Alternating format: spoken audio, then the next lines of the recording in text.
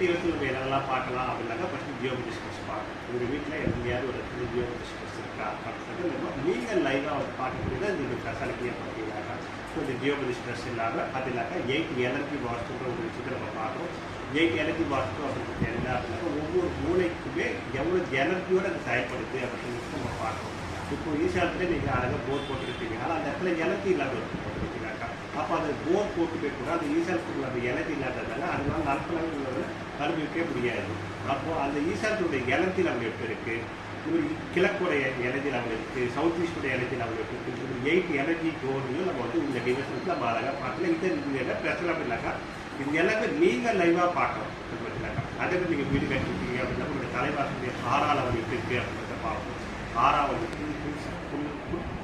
சக்தியோடு இருக்கா இல்லை எனக்கு லோவாக இருக்கா அப்படின்றது எல்லா விஷயத்தையுமே நீங்கள் பார்க்கலாம் வந்து பார்த்தீங்கன்னாக்கா. அதே மாதிரி ஒரு பிளாக் மேஜிக் ஒரு வீட்டில் வந்து பார்த்தீங்கன்னா செய்விலை இருக்கா, இந்த மாதிரி விஷயத்தை நீங்கள் வந்து லைவாக தெரிஞ்சுக்கலாம் வந்து பார்த்தீங்கன்னா. இது எல்லாமே வந்து பார்த்தீங்கன்னா முழுக்க சயின்ஸ் அப்படின்றதால இது எல்லாமே வந்து நிரூபிக்கப்பட்ட நீங்கள் லைவாக பார்க்கக்கூடிய ஒரு விஷயமா இது இருக்கிறதால உங்களுடைய நம்பிக்கை ரொம்ப அதிகமாகும்.